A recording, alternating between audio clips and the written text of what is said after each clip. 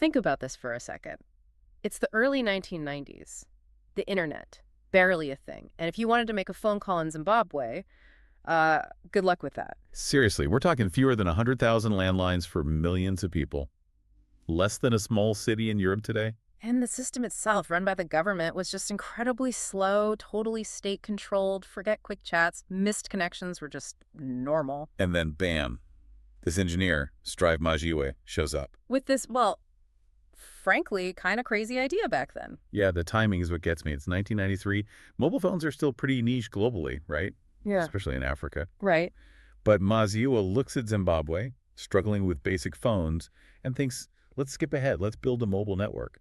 Econet wireless. When only a few other African countries were even thinking that way. It's like deciding to build a spaceship when everyone's still figuring out the ox cart. Exactly. And the ox cart here, or maybe the guy owning the road for the ox cart, was the PTC, Posts and Telecommunications Corporation. State-owned, they were the phone company, and get this, they were also the regulator. The referee and the only team allowed on the field. And rule number 1, no competition, private companies. Illegal. So Masiyiwa wasn't just starting a business, he was picking a fight with the government itself. It's pure David versus Goliath from day one. So that's what we're diving into today, this epic 5-year battle. Masiyiwa trying to launch Econet against this entrenched state monopoly. Yeah, our main source, Econet versus the monopoly, Masiyiwa's battle, really lays out this clash. We're talking innovation versus inertia, perseverance against, well, serious opposition. And it's not just a Zimbabwe story. This fight really helped crack open the whole telecom sector across Africa. It did. So for you listening, this is really a look at how you take on the giants. Right, how vision and sheer guts can challenge seemingly impossible odds. We'll dig into the strategies, the setbacks, the breakthroughs, and what it all meant.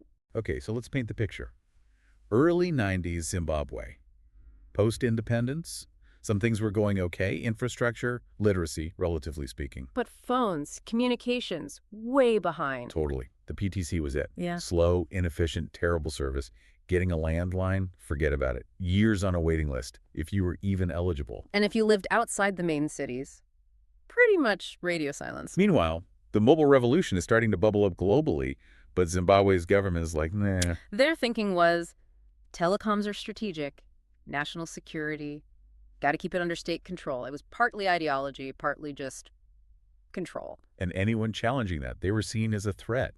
There were even, like, internal plots to label competitors as foreign spies. Seriously paranoid. Wow. And into this steps Masiyiwa. He's 32. An engineer, not some naive kid. He'd already built a successful electrical contracting business from basically nothing. Started with just $75, apparently. Grew it, attracted international investors. He knew how to build things. And he had that entrepreneurial drive. He saw the mobile trend, saw the huge communication gap in Zimbabwe, and thought, opportunity. A massive one, though it probably seemed impossible to most people then. For sure. But he developed a plan, got some early backers. Dr. Nkosana Moyo actually suggested the name Econet Enhanced Communications Network. Catchy. And his first move was interesting. He tried to partner with the PTC. Yeah, proposed a joint venture. PTC gets 51%, the majority stake. But Econet raises the money and actually manages the network. Sounds clever, right? Give them control on paper, but you do the actual work you know how to do. You'd think. But the PTC just shut them down, flat out. Called mobile phones a passing fad. I know. Dismissed the whole thing. And then they threatened him. Yeah. Said their monopoly covered all phone services, even this fad, and he could be prosecuted. That's hostile. Right. But Masiyiwa, instead of backing down, got angry. How could they claim a monopoly on something they didn't even want to do? Good point. So he resolved to fight, which led him to do something pretty much unheard of. He sued them. Sued the government. Yep. Took them to the High Court in 1994. His argument was, look, your monopoly's for fixed lines, landlines.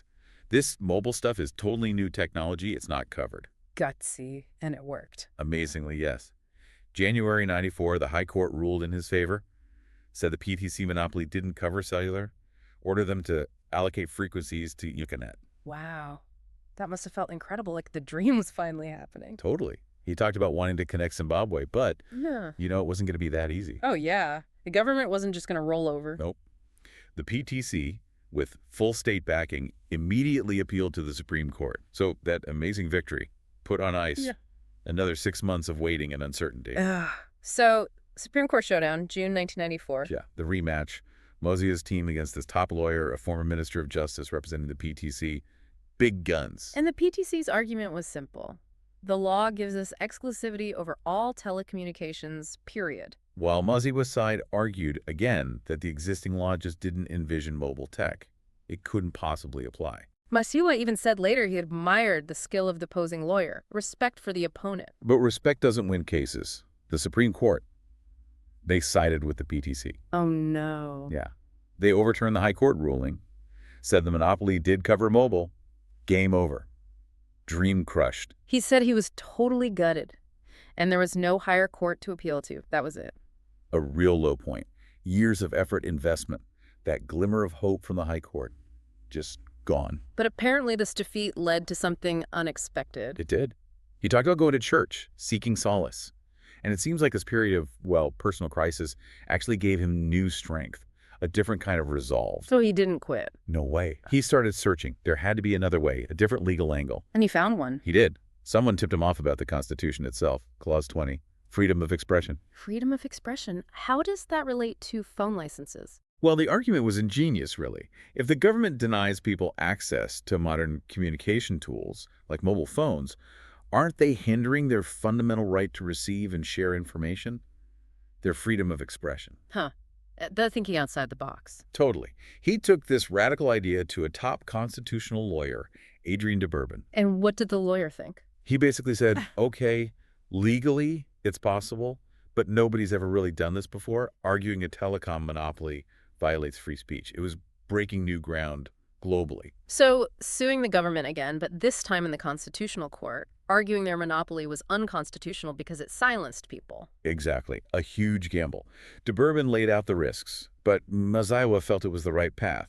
He waited for what he described as a sign that told them to go ahead. And they filed the case late in 1995. Yep. Directly challenging the state's refusal to issue a license as a violation of fundamental rights.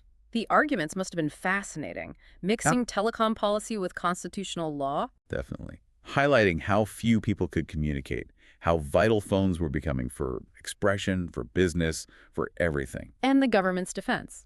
Pretty standard stuff. Mm-hmm. No rights violated, national security needs the monopoly, etc. But people were watching this time, right? Beyond just Zimbabwe. Oh, yeah. International press, business community. This was seen as a major test case for economic freedom, for challenging state control in Africa. Okay, the tension must have been immense. What happened? December 1995. The Constitutional Court delivers its ruling, and it's another bombshell. For Masiyiwa or against? They struck down the PTC's monopoly, declared it an unreasonable restriction on freedom of communication. Wow. And they directed the government to issue Econet a license. Unbelievable. A victory based on freedom of expression. Right. Masiyiwa quipped they were maybe the only company licensed by Constitutional Court. They moved fast-ordered equipment, hired people, got a small Ericsson exchange ready by January 96. It looked like victory at last. But I sense another but coming. You sense right. The fight wasn't over. Powerful people in government were furious. They weren't giving up. What did they do? A covert campaign kicked off. A rival group, with friends in high places, tried to basically steal the project. Then came the smear campaign. The treason accusations. Exactly. Spreading lies he was a foreign agent, trying to undermine the state. Nasty stuff. And legally. The nuclear option. They secretly drafted emergency legislation to just overturn the court's decision, ban private cell networks entirely, make Econet illegal retroactively. That seems desperate. And possibly illegal itself. Desperate, definitely. Yeah. It was set to be announced in just 5 days. Econet would be dead before it even made its first official call. How did he find out? An unexpected ally. Gary Magadzire, head of the Farmers Union, got wind of the plot and the draft law and warned Masiyiwa. So the clock is ticking. 5 days to launch or be outlawed. Precisely. January 31st, 1996. Masiyiwa calls an emergency meeting. Lawyers, his team. The objective. Get something working, make one call, prove they exist before that law hits. To establish what they called grandfather rights. Exactly. Argue later that the van can't apply because they were already operational. Yeah. But there was a huge problem. What? The critical equipment, stuck at the border, 500 kilometers away in South Africa. Oh, you're kidding me. Nope. Oh. So this guy, Pat Cox, one of his team, drives like mad through the night to the Beat Bridge border crossing.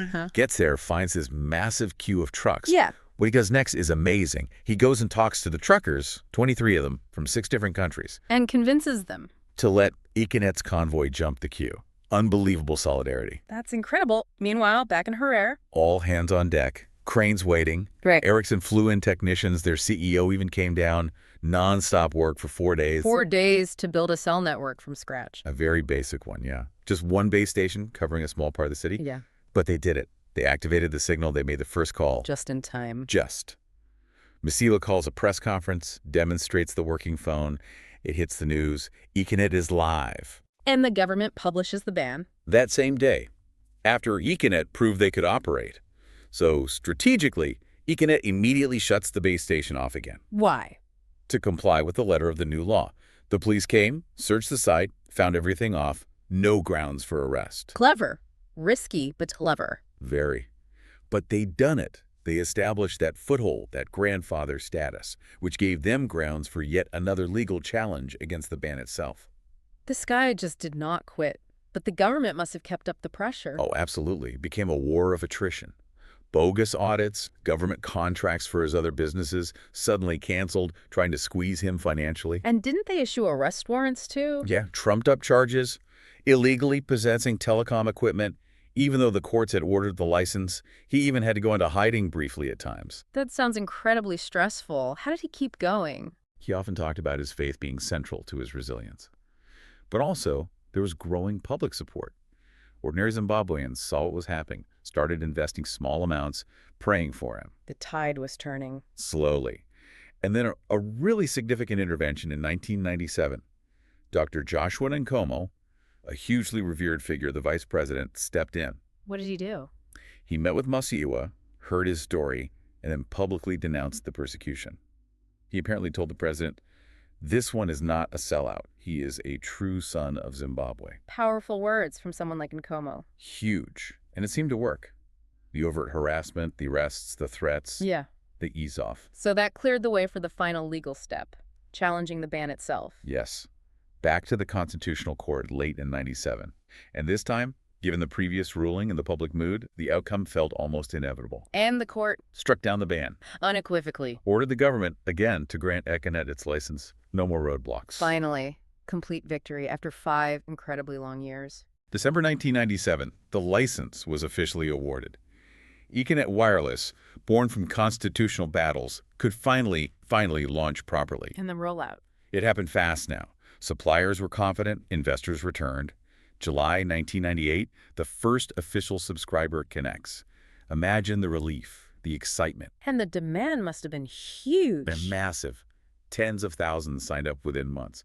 For many, it was the first phone they'd ever had access to. And I read he listed the company on the stock exchange pretty quickly. Yeah, September 98, it was heavily oversubscribed. It's partly a way to raise capital, but also seen as a way to thank the ordinary Zimbabweans who'd supported him, letting them own a piece of it. That's quite a story. It wasn't just about phones, was it? Not at all. It forced the old monopoly, PTC, to start competing, to improve. It signaled a potential shift in the whole economy, and the impact went way beyond Zimbabwe. Inspired others across Africa. Definitely. Masiyiwa's win showed it was possible to challenge state monopolies, paving the way for liberalization and the mobile boom across the continent.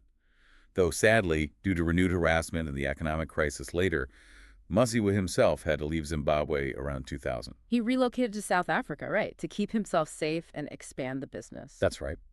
So looking back at this whole 5-year saga, what are the big takeaways for us, for you listening? Well, first, just the undeniable power of having a clear vision and just refusing to quit. The perseverance is staggering. Yeah, facing down the entire state machinery for 5 years. Incredible.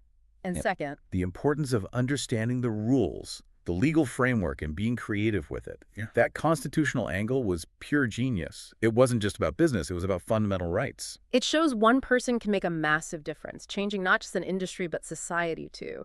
Yeah. And the role of allies, public support, you can't discount that. Absolutely. This wasn't just a business story. It was about resilience, ingenuity, and honestly, the fight for connectivity as a basic human right. Econet really did help kickstart Africa's telecom revolution. It makes you think, doesn't it? What other seemingly unshakable systems or monopolies, maybe not just in business, are out there today?